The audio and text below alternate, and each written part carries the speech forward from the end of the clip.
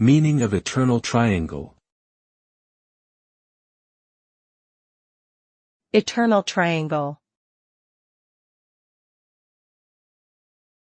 Eternal triangle. Eternal triangle. Eternal triangle.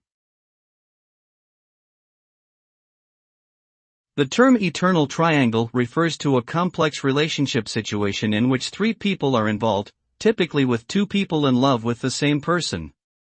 This situation often leads to emotional tension, jealousy, and conflict among the three individuals. The phrase implies that such a situation is never-ending and that it is difficult to resolve. It can also refer to any situation in which three people or entities are involved in an ongoing struggle or conflict.